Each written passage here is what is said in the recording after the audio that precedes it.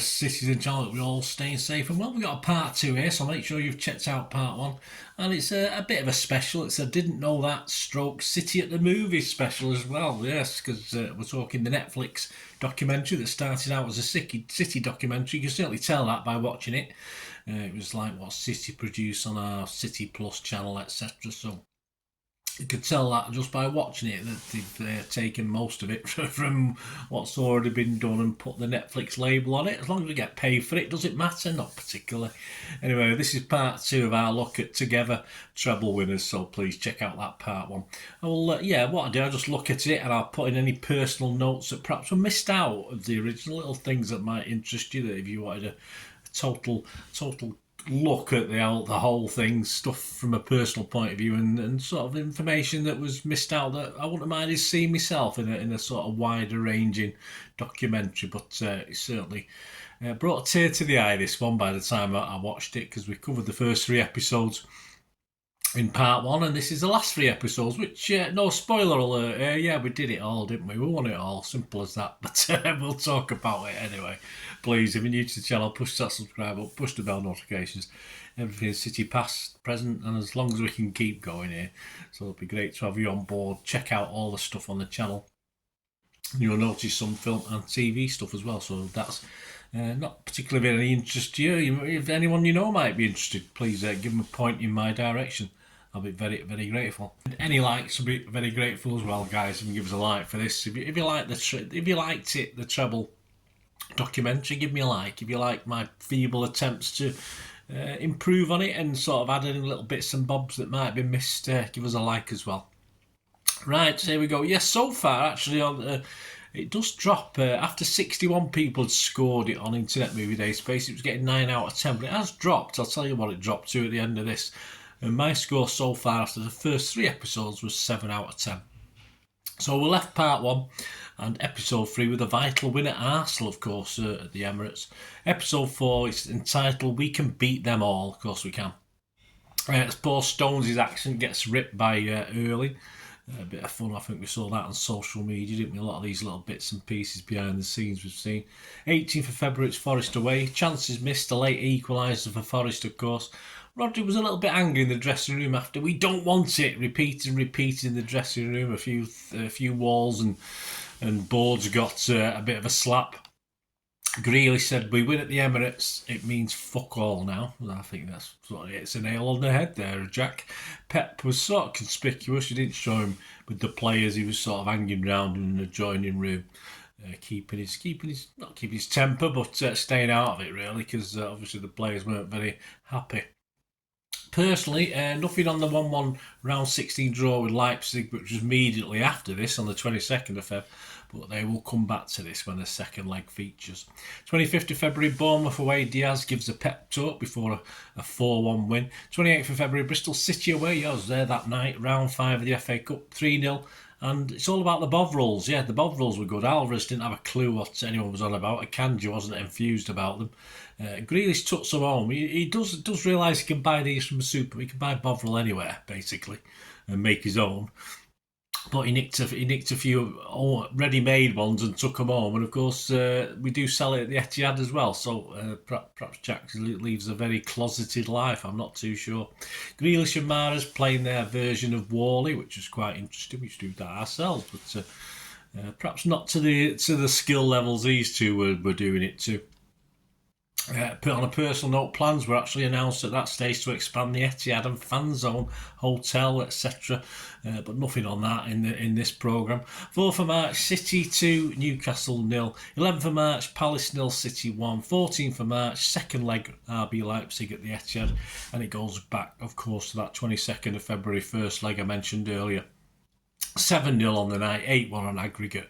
Of course, a momentous look at Haaland's 5 goals and how proud he was of that. 17th of March, the draw for the quarter-finals and semis in Switzerland.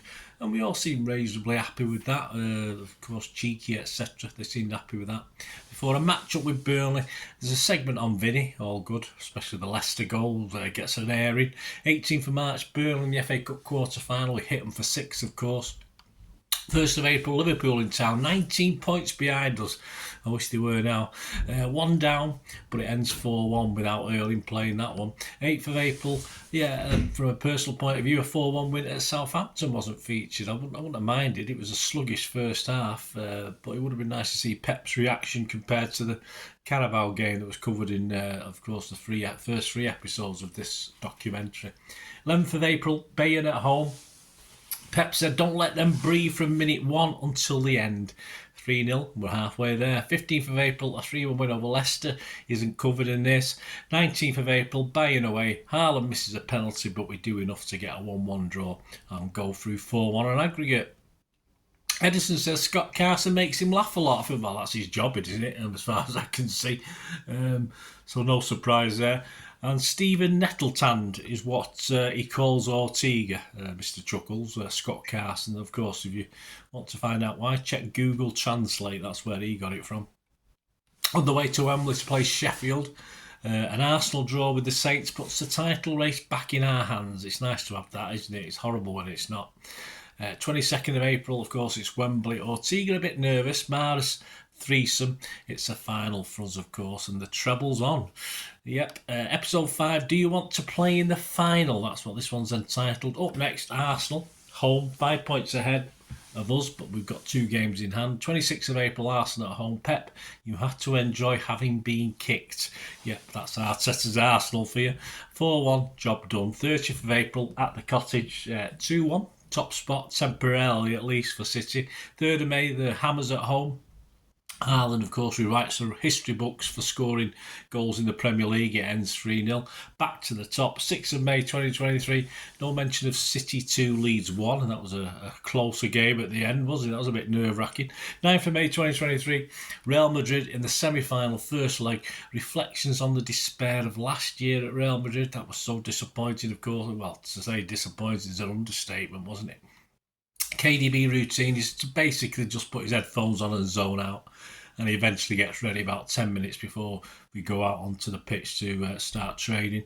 Junior gives them a half-time lead. Diaz gets us back up at half-time, and KDB brings us back in the second half. Grealish and his dog Sash and his missus, of course. Hang on, wrong way around. The dog's called Skies. Sash is his missus. I got confused with that one. 14th of May, down the East Lancs for Everton away. 3-0, 4 points clear and a game in hand. It's looking good, isn't it? On to home and Madrid, and Noel's back with a mic on the pitch talking to Natalie. Noel Gallagher, of course. Dominating, it's 2-0 at half-time. Despite Courtois, we win 4-0, 5-1 on aggregate. Pep says to his team, you're the best team in the world by far. It would have been better if he'd sung it, wouldn't it? That would have been nicer. Before Chelsea, all watching Forest against Arsenal. As Forest win, yes, we're the champions. Leg 1 of the treble done.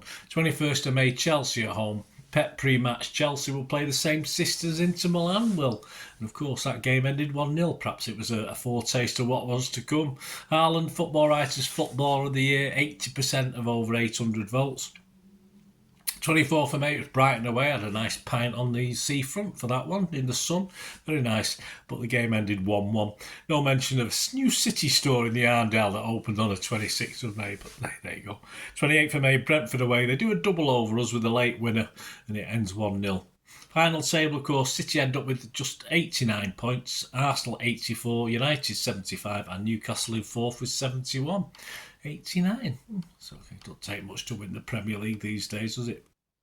3rd of June, of course, it's FA Cup final day against that shower from up the road. 10 changes to the Brentford lineup, says it all really, doesn't it? Walker pep talk before the game. Of course, after that fantastic start, it's 1-1 at half-time. Pep tells them, or asks them, are you ready to fight? Concentrate on the football. Gundo to the rescue, of course, and it ends up 2-1. All the players have been saying, now one more. That seems to be the catchphrase. Elton John, not Noel Gallagher this time, gets on camera.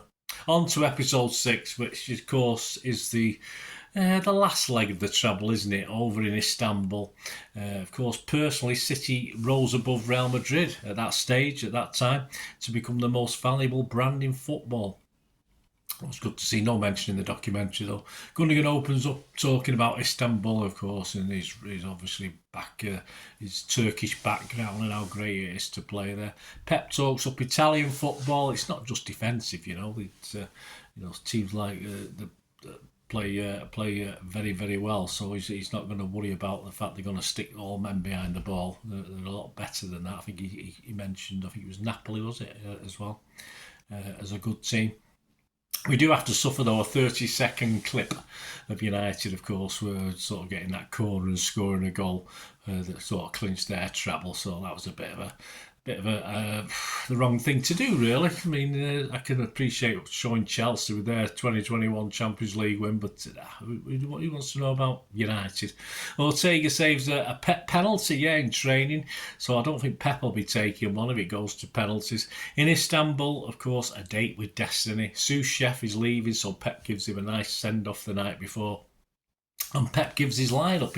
Apparently normally varies this. It can be the day before, it can be a couple of days before, it can be the morning of a game. So interesting to know what Pep does with that one. There's some trouble getting the coach around the bends at the Ataturk Stadium. There you go. Total shit show of organisation all round where they don't even plan how a coach is going to approach a stadium. But that just says it all, really. And of course, never really touches upon we as fans had outside the ground, certainly afterwards, or even getting to the ground in the first place. But I didn't really expect that to be in this documentary. Fernandinho, of course, Sergio were there, so Pep was happy to see them. Before the game, all the players were chipping in with shouts and rallying calls. And then Walker does the final chat in the dressing room, despite, of course, not starting in this one. And, of course, KDB, when the game gets going, is off again, as in the Chelsea game. Doesn't see the game out, has to be brought off this time even earlier in the first half. 0-0 at half-time. Pep admitted at half-time against Chelsea 2 years previous in that horrible game, he was more aggressive with some of the players, and it didn't work, he said. Obviously it didn't. But we were losing at the time, weren't we? So, I can understand that. But apparently he controlled his emotions better this time. But there you go. So he admits his mistakes.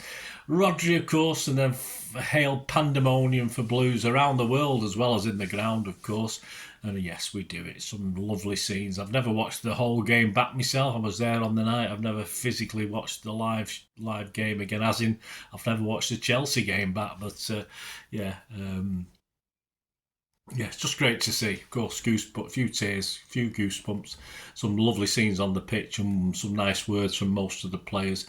More flashbacks then to the Chelsea 1, City 0, the loss from 2 years previously. And it just doesn't hurt as much now watching it, does it? It doesn't. Now we've done it, it doesn't matter. I'm not bothered about it. But it used to hurt up till this point. Pep praises the chairman. Wonderwall's playing and being sung in the dressing room after with other things. Of course, we were, as fans, most of us anyway, were struggling to find a way back to our hotels at that stage. But hey-ho. Back in Manchester for the parade, yes, the third day of partying for the City players. Some were somewhere, but there wasn't too much concentration on that. There wasn't too much concentration on the parade itself, in fairness. Only glimpses. A rainy night, of course. Even the start of the parade, which wasn't mentioned, had to be delayed due to the potential thunderstorms, etc. I'd arrived home, got stuck on a tram that had broken down near Trafford Bar, coming back from the airport. I was just too bloody knackered by the time I got home. And hey, listen, I've been there to see, they're live to see all three cups lifted. So I was okay with that. I didn't worry about missing the parade. So there you go, guys. That's it. That's a look at that wonderful documentary. Overall, I'm going to leave my score at 7. I could have easily bumped it up a little bit because it was a glorious last episode, of course. I'd probably watch that last episode again now before I'd watch the whole thing, but. I would have liked it a bit grittier, a bit more behind the scenes, as in, a bit more of cheek and what's going on with certain decisions that are being made. But that's not what it is. It's not a warts and all thing. It's just a glorification of a wonderful achievement by a wonderful football team. And as far as fans, as City fans, it's a must-watch. As far as other teams' fans, why would you watch it? I wouldn't watch one for any other team, in fairness. So certainly, it is what it is. I'm not going to get all uptight with people on social media, so I'll never watch that. Who wants to watch that? Oh, nobody's watching all this garbage, so don't worry about it. We enjoyed it. And I did say, didn't I? It was 9 out of 10 on Internet Movie Database when I'd finished part 1 of this. It was about 50 odd reviews or something like that. Obviously, a lot more reviews now, but it's averaging 7.6 out of 10. So plenty of bitters have been on to put low marks. No doubt, there's no doubt about it. You can guarantee, you can take that to the bank and guarantee that's happened. But a nice healthy 7.6 out of 10. That's not too bad for Internet Movie Database. And of course, as the show ends, City become the first club ever to hold the Big Five club trophies. Ever, not just English, ever. What's it? Well, of course, foreign teams can't hold our treble, can they? But you know what I mean. The biggest cups, and obviously the biggest cups in Europe and the World Cup as well. And there was some praise for the Sheik, of course, from the chairman. And then we get off to another season with the arrival of Doku, etc., and saying goodbye to other players that left us, like Gundo. Of course, we get a brief view of them at the end of the last episode, and that's it. Another season starts. Probably won't be the same finish as this one, but hey, yeah, well worth the watch, guys. I'm sure you watched it and enjoyed it. I'm sure some of you are going to watch it more than once. Let us know your memories. I'll try to put a few little things in there as well. Be great to hear from you. So we meet again. Well, that's one thing, don't I? Please stay safe, Blues. Come on, City. Bye for now.